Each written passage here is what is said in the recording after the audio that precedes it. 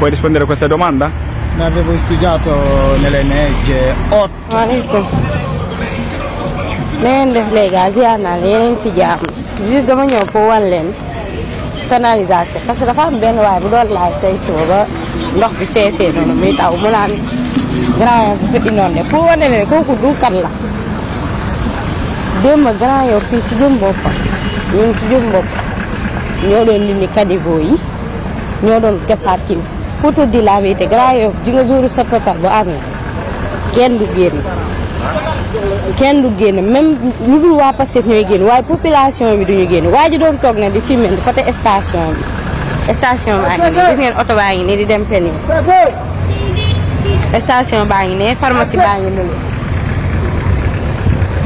xaaral ma jéegi pour te dire que ndox bi yëpp a dem lépp xaaral ma jéegi ma wan leen bu baax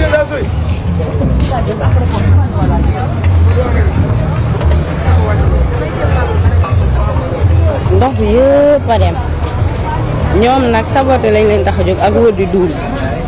waa jooju laay toog si jëm boppam fu mu toogoon di filmer laay dugg laay def pharmacie baa ngi nii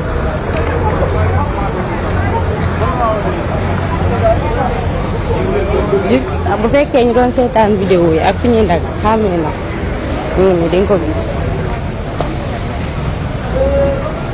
waa ji fii nii la toogoon di filmer direct bi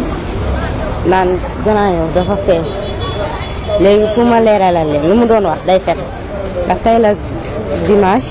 le 7 juillet 2024 boutique bii nii nekk sama gannaaw la doon toogoon gis ngeen boutique bii la toogoon di filmer station bi ak kii bi xale jigéen ñu toogoon fii si ndox bi fii lañ nekkoon da doon def direct di naan fii dafa fees fii dafa ndox bi yëpp dem na ndox bi yëpp dem na station baa ngi nii ñee pharmacie baa ngi nii tey la dimanche 7 juillet 2024 lu mu doon filmer naan dafa inondé ba dugalaat ko ci paasam naan fii yëpp a inondé day duul day fen démb ñun ñoo doon gas caniveau yi ñoo doon gas canal yi moo tax ndox yi benn taxaw ci lenn daal moo ma gêné moom mooy jeune Grand Yoff bu set setal amee wala ñuy defal suñu gox yi kenn du génn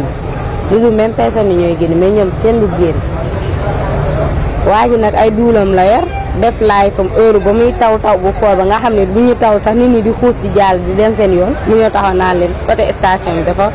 fees dafa inondé nit ñi kenn mënul jàll ba léegi di duul te mu ñu ni oto yaa ngi nii ba ñu commencé daw depuis 17 heures ndox bi dafa arrêté rek yëpp dem depuis 17 heures waa ji